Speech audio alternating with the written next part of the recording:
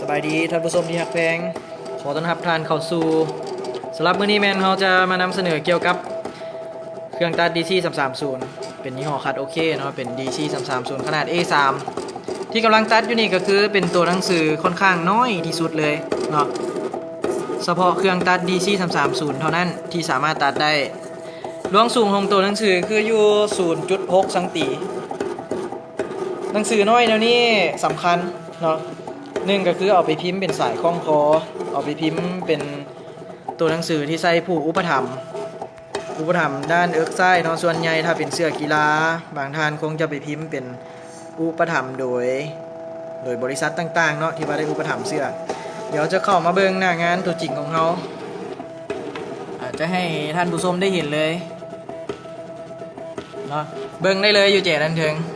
ประมาณ 0.6 สังตีเท่านั้นเนาะ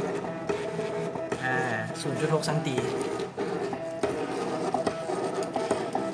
ถ้าเป็นเครื่องรุ่นอื่นๆอาจจะตัดบ่ได้เนาะกล้ารับประกันเลยว่า DC 330จะเฮ็ดให้ท่านผู้ผิดหวังอย่างแน่นอนเนาะเอาเป็นว่าเดี๋ยวตัวเครื่องตัดแล้วเขาจะมาแกะให้เบิ่งแล้วจะนำพาท่านผู้ชมไปที่หน้ารีสกรีนเนาะ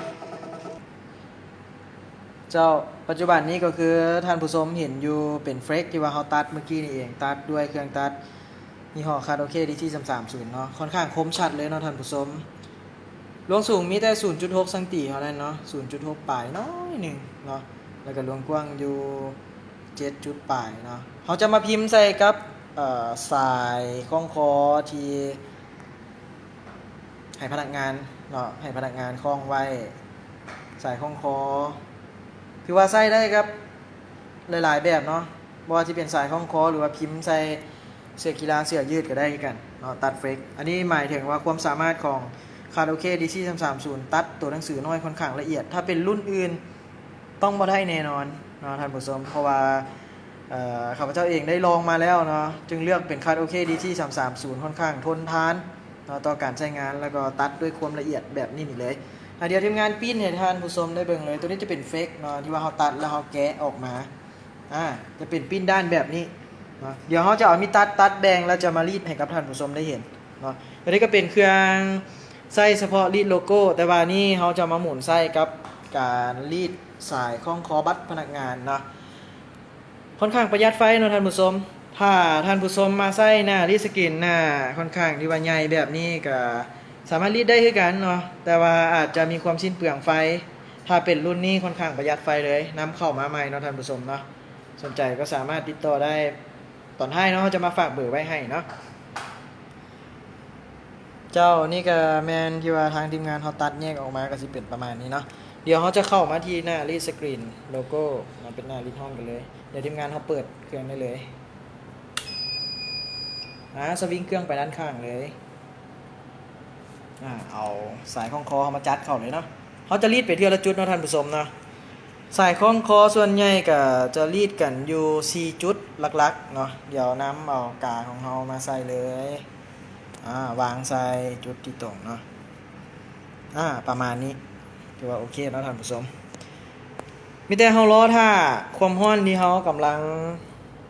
เปิดขึ้นมาบางทีนี่เนาะความร้อนยังบ่ถึงนะ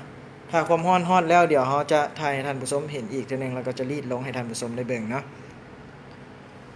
เจ้าปัจจุบันนี้ความร้อนของเขาขึ้นฮอดแล้วเนาะตัวเครื่องก็จะมีเสียงเตือนเนาะเดี๋ยวทีมงานเขาเกี่ยมได้เลยกดนับเวลาถอยหลังก่อนนะงับเครื่องรีดลงเลยใช้เวลาเพียง8วิเท่านั้นเนาะท่านผู้ชมแป๊บเดียวเนาะเฟรกก็เป็นเฟรกนำเข้าจากประเทศไทยเกรดดีคุณภาพดีเนาะเฟรกของเขายกขึ้นได้เลยยกขึ้นเลย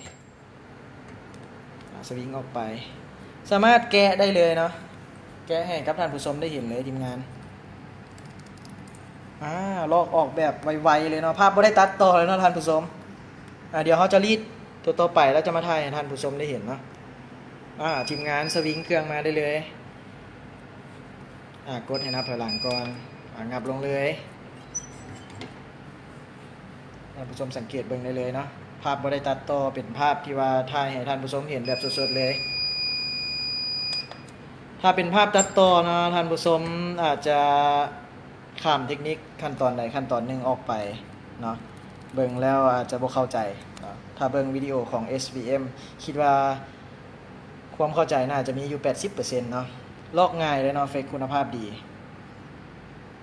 เดี๋ยวเขาจะมาถ่ายให้เห็นอีกเต็มเส้นกันเลยแล้วปัจจุบันนี้ก็คือเฮารีดสำเร็จเป็นที่เรียบร้อยกันแล้วเนาะประกอบใส่กับบอนใส่บัตรเนาะเดี๋ยวทีมงานเฮาจับพีให้ท่านผู้ชมได้เห็นว่าที่ว่าเฮารีดออกมาประมาณนี้ค่อนข้างงามเนาะท่านผู้ชมเนาะจับยังขึ้นบัตรหนึ่งเนาะทีมงานจับยังขึ้นเลยประมาณนี้ถอยออกไปอีกบัตรหนึ่งนะเวลาคล้องใส่คอเนาะท่านผู้ชมก็สิประมาณนี้ลองแพร่ออกเป็น2เส้นเบื้องเนาะประมาณนี้เนาะค่อนข้างสวยงามหลายเนาะท่านผู้ชมนะมาวางใส่ที่หน้ารีดเขาเลยเดี๋ยวจะถ่ายให้ท่านผู้ชมได้เห็นตัวหนังสือค่อนข้างคมไม่หลีเนาะท่านผู้ชมคมแบบชัดๆกันเลยเนาะประมาณนี้ถ้าท่านผู้ชมมีเครื่องตัดสติกเกอร์อยู่ก็ลอง